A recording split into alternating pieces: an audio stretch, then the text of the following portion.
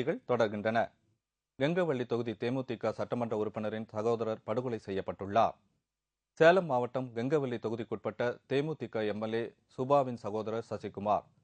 இவர் கடந்த 3 தினங்களாக வீட்டிற்கு வரவில்லை என்று கூறப்படுகிறது. இந்நிலையில் ஊர் முழுவதும் அவரை தேடும் பணி நடைபெற்றது. நேற்று மாலை 5 மணி அளவில் ஆத்தூர் வஉசி நகர் அருகில் உள்ள கிணற்றில் ஒரு சடலம் மிதப்பதாக தகவல் வந்ததை அடுத்து எம்எல்ஏ சுபா மற்றும் அவரது உறவினர்கள் விரைந்து சென்று பார்த்ததில் இறந்தது சசிகுமார் என்பது உறுதி செய்யப்பட்டது. உடனே சம்பவ இடத்திற்கு வந்த போலீசார் பிரேதத்தை மீட்டு சேலம் ஆத்தூர் அரசு மருத்துவமனைக்கு அனுப்பி வைத்துள்ளனர். தனது சகோதரரின் சாவில் சந்தேகம் இருப்பதாக கூறியுள்ள கெங்கவள்ளி தேமுதிக எம்எல்ஏ சுபா இதுகுறித்து போலீசார் தீவிர விசாரணை நடத்த வேண்டும் என்று வலியுறுத்தியுள்ளார். சசிகுமார் என் தம்பி 3 நாளாக காணும். நான் சிவகங்கை ஒரு வாரமாக போயிட்டு என்கிட்ட தான் வந்துட்டு இருந்தோம். 3 நாளைக்கு பின்னாடி இன்னைக்கு நாங்கள் சாயந்தரமாக தான் ஒரு பாடி வந்து கிணத்துல கிடக்குதுன்னாங்க. நாங்கள் வந்து எங்கள் தம்பி இல்லைன்னு நினச்சிட்டு நாங்கள் அடையாளம் தெரியலன்னு சொன்னோம். திரும்பி கையில் பார்த்த பின்னாடி எங்கள் அம்மா பேரும் என் பேரும் பச்சை குத்தி வச்சிருந்தோம். அந்த பச்சை குத்தியை வச்சுட்டு தான் என் தம்பின்னு தெரியும். அவன் செத்ததுக்கு என்னன்னு தெரியல. மர்மமா இருக்கு. உடம்புலாம் காயமா இருந்துச்சு. எப்படி ரத்தமாக காயமா இருந்துச்சு. என்னன்னு தெரியல. என் தம்பியோட சாவுக்கு மர்மமா இருக்குது. போலீஸ்ல சொல்லிருக்கீங்க? போலீஸ்லயும் கம்ப்ளைண்ட் கொடுத்துருக்கோம். என்ன சொன்னாங்க? நடவடிக்கை எடுக்கப்படும்னு சொல்லிருக்கிறாங்க. அது உரிய நடவடிக்கை எடுக்கணும். யார் தண்டிச்சாலும் இந்த தமிழகத்துல என்னுடைய ஒரு கெங்கவள்ளி தொகுதி எம்எல்ஏவுக்கு இந்த மாதிரி நிலைமைனா இன்னைக்கு தமிழ்நாட்டில் வாழ்கிற மக்களுக்கு எந்த மாதிரி நிலைமைனா இந்த ஆட்சியை பற்றி தெரிஞ்சுக்கணும். எதுக்காக இதை சொல்கிறேன்னா ஒவ்வொருவங்களும் உயிர் வந்து கடவுள் கொடுத்த உயிரை அதை கண்டிப்பாக காப்பாற்றணும். இது யார் என்ன செஞ்சாங்கன்னா உரிய நடவடிக்கை எடுக்கலைன்னா அதுக்குண்டான நடவடிக்கை எடுக்கப்படும். இதை வந்து கண்டிப்பாக வந்து தமிழக அரசு முற்றிலும் இதை கண்டித்து கண்டிப்பாக அதை வந்து ஒரு நடவடிக்கை எடுக்க வேண்டும். இறந்த சசிகுமாரின் உடலில் படுகாயங்கள் இருப்பதால் கொலையாக இருக்கலாம் என்று போலீசார் வழக்கு பதிவு செய்து தீவிர விசாரணை நடத்தி வருகின்றனர். இறந்த சசிகுமாருக்கு திருமணமாகி 3 குழந்தைகள் உள்ளது. அதிமுக ஆட்சியில் இதுபோன்ற மர்மமான படுகொலைகள் தொடர்ந்து நடைபெறுவதாகவும் சேலம் பகுதி மக்கள் குற்றம் சாட்டியுள்ளனர்.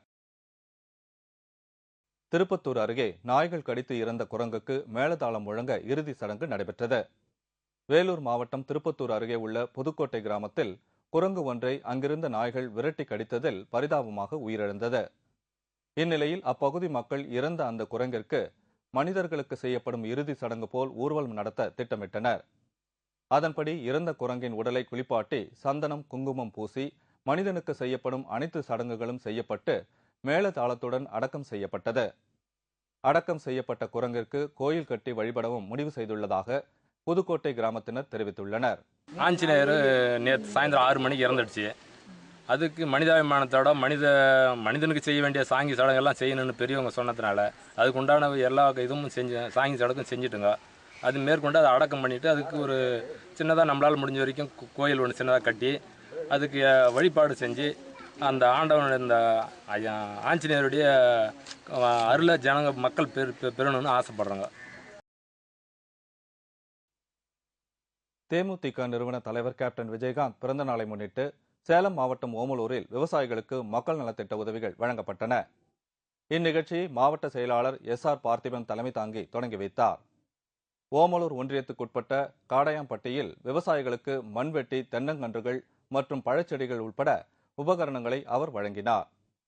மேலும் முதியோருக்கு இலவச வேட்டி சேலை வழங்கியதுடன் பொது இடத்தில் குவிந்து கிடந்த குப்பைகளையும் தேமுதிகவினர் அகற்றினார்கள். இங்குள்ள மகப்பேறு மருத்துவமனையில் சிகிச்சைக்காக அனுமதிக்கப்பட்டிருந்த பெண்களுக்கு ஓமலூர் பகுதி மகளிர் அமைப்பினர் ஹார்லிக்ஸ் பாட்டில்கள் வழங்கினர். இதேபோல ஆட்டையாம்பட்டி பகுதியிலும் கேப்டன் பிறந்தநாளை முன்னிட்டு நலத்திட்ட உதவிகள் வழங்கப்பட்டன. தொண்டாமுத்தூர் அருகே உள்ள சிவானந்தா காலனி பகுதியில் சாக்கடை நீர் தூர்வாறுதல், கொசு மருந்து அடித்தல் போன்ற பணிகளை தேமுதிக மாவட்ட செயலாளர் தமிழ்முருகன் தொடக்கி வைத்தார். மாநகராட்சி நிர்வாகம் செய்ய முடியாத சேவைகளை தேமுதிகவினர் செய்ததை அடுத்து அவர்களை அப்பகுதி மக்கள் தேமுதிகவினரை வெகுவாக பாராட்டினர்.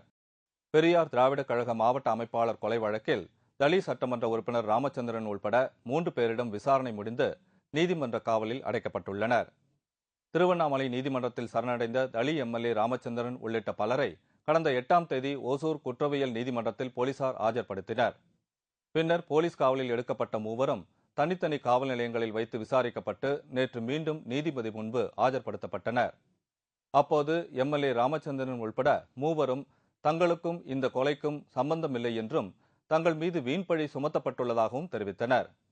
இதையடுத்து நீதிபதி சுரேஷ்குமார் எம்எல்ஏ உள்பட மூவரை வரும் 24ஆம் தேதி வரை சேலம் சிறையில் 14 நாட்கள் நீதிமன்ற காவலில் வைக்க உத்தரவிட்டார்.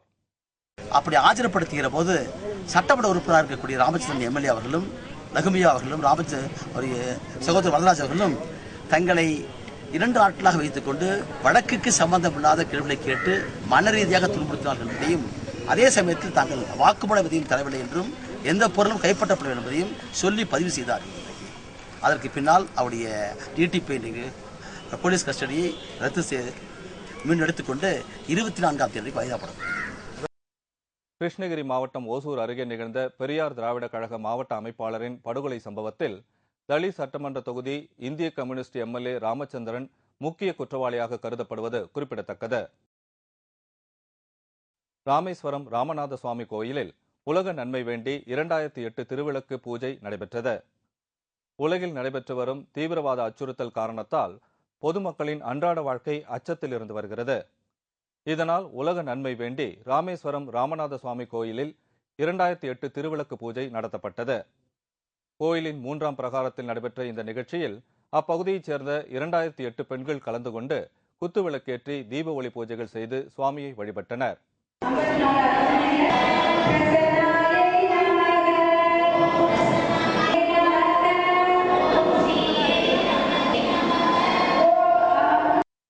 இதேபோல் சென்னை கொருக்குப்பேட்டை பெரியார் சாலையில் அமைந்துள்ள அருள்மிகு ஸ்ரீ அழகுமுத்து மாரியம்மன் திருக்கோயிலில் 46ஆம் ஆண்டு ஆடி திருவிழா வெகு விமர்சையாக நடைபெற்றது. திருவிழாவை முன்னிட்டு 2000 பேருக்கு அன்னதானம் வழங்கப்பட்டது.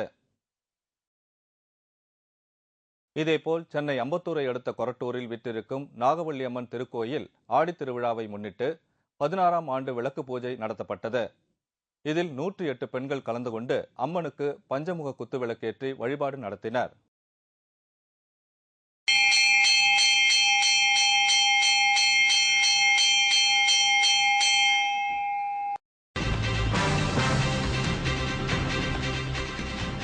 மீண்டும் இந்திய அணியில் இடம் பிடித்தார் யுவராஜ் சிங். முன்னாள் இந்நாள் கிரிக்கெட் வீரர்கள் வாழ்த்து. விவரம் இடைவேளைக்கு பிறகு.